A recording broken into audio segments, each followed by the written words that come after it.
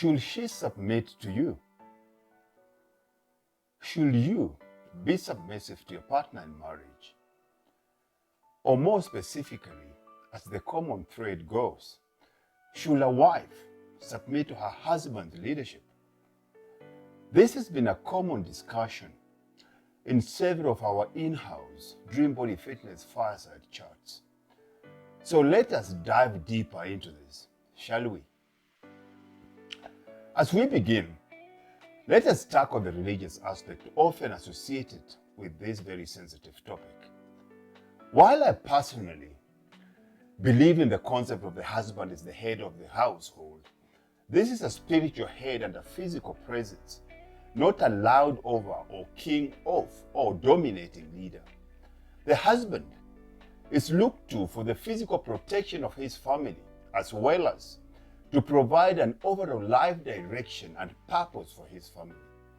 If the man is to be the head of the household, it is done in collaboration with his wife, utilizing and incorporating her strength for the benefit of all the family members. A marriage is a partnership where both members operate from their strength and defer to each other when necessary. But religious connotations aside, we submit to things all around us every single day of our lives. If you drive a car, you submit to the other cars around you for you to stay alive. If you walk in the city, you allow others to go before you, or you may hold the door for others or move to the side to let them pass. That is submission. The point is, submission is part of life in community with others. In relationships, we submit to spouses' preferences on so many things. Come on, fellas.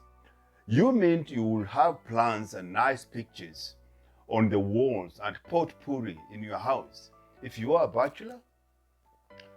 We also submit to one another in conversations, date nights, parenting, and even during sex. To be specifically clear, there is a difference between submit and obey. Our world is brought into order through submission.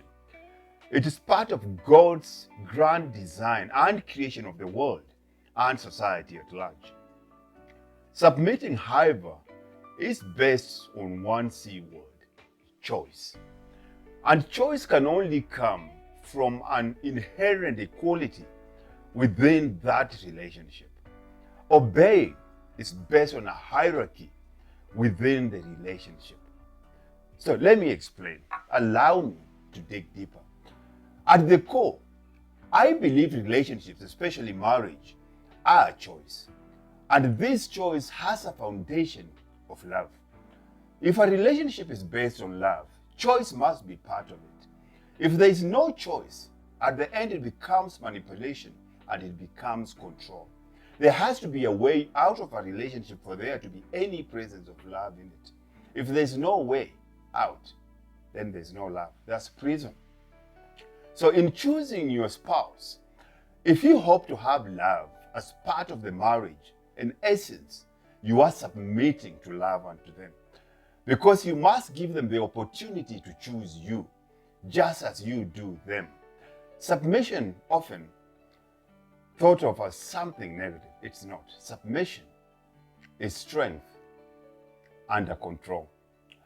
It is reverence, respect, honor, or choice. And each of these things begets itself. For example, respect begets respect. Want more respect in your relationship? Give more of it. You can't make your spouse give it to you. That's entirely a choice that's left up to them. Same thing with this choice. You can't make your partner choose you. All you can do is present something that is worth choosing, making it all the more important that you grow up in marriage. And that's why we go through courtship. Back to the scriptures that talk about submission a moment. Submit to one another out of reverence for Christ. Wives, submit to your husbands as to the Lord, and husbands, love your wife as Christ loves the church. Because that's the verse most people use. If a husband is not loving towards his wife, how can he possibly expect her to be submissive towards him? A woman's submission to man is a mirror image to the man's submission in other areas of his life. If as a man you're not submitted to your work, you're not submitted to your dream, you're not submitted to your purpose, neither are you submitted to your relationship, whatever it is, chances are that the woman is not going to be submitted to you. For things to function at the optimum level in our world, there has to be an order to things. That's why we can send a rocket to moon and back, because there is order. Parents are to be parents, not children. Other rules and laws are in place for communities and nations to do only nothing but flourish. In the same way, there is a structure and order on how household and relationships operate. Every aspect of life offers the chance to lead or follow, to love or manipulate, to submit or follow your own desires. So should submission be part of marriage? Personally, I say absolutely yes. I'm dying to know what your thoughts are.